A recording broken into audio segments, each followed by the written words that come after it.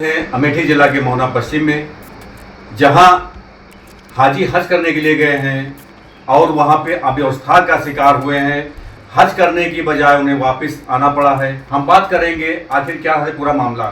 जी हाजी साहब, आप जो है हज करने के लिए गए थे, तो क्या हुआ था आपके साथ, कब गए थे आप? 27 तारीख को यहाँ गए थे, यहाँ से गए थे, लेकिन यहाँ जो है दलालों के चक्कर में फंस गए। नहीं, तो जब आप गए थे तो किस तरीके से, मतलब कैसे गए हैं हज के लिए आप? पहले उनसे खुर्शीद से बात हुई तो खुर्शीद ने कहा कि हम तो कराते हैं आपके लिए। हमने कहा कितना पैसा लगेगा? 4.5 लाख रुपया लगेगा।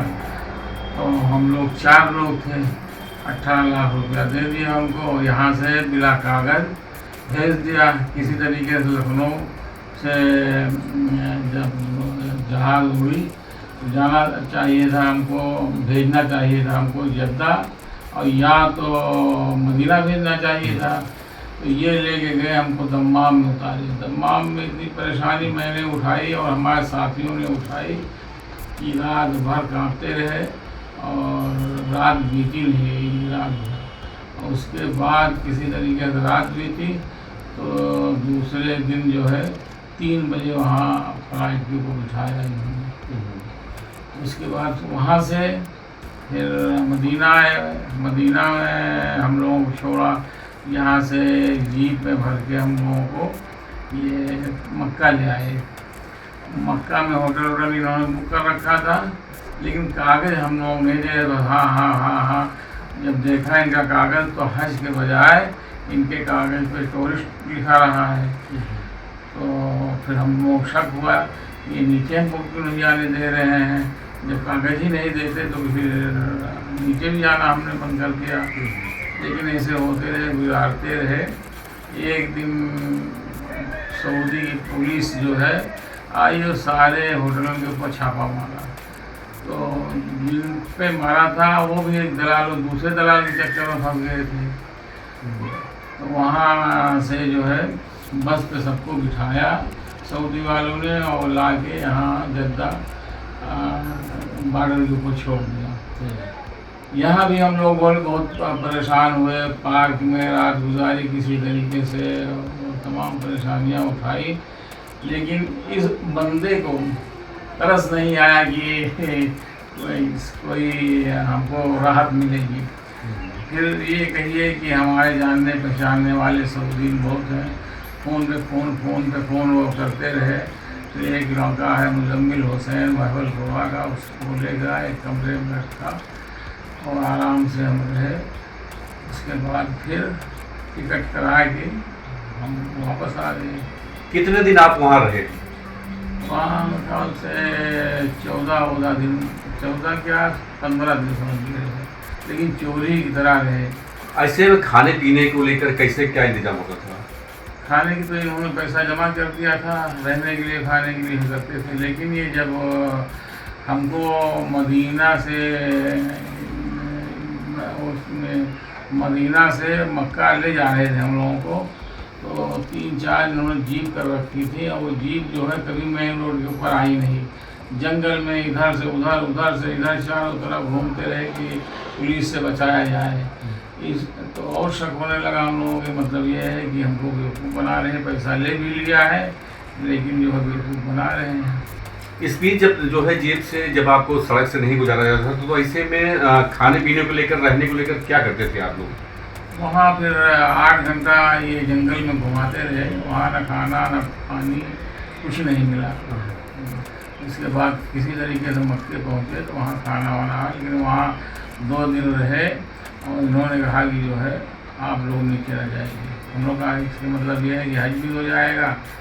और हम तो फिर किसी तरीके से चले आए, लेकिन और साथी जितने हैं सब फंस गए। इसलिए किसी के पास पैसा नहीं था कि किराया दे के आ जाए। वो अपने रिश्तेदारों से अपना किसी तरीके से मंगाया पैसा और उसको खाते पीते रहे। कितने लोग आपकी तरह से ऐसे जो है प्राइवेट कह जाए कि प्राइवेट हज में या इस तरह से कितने लोग आपके साथ गए थे इस तरह से?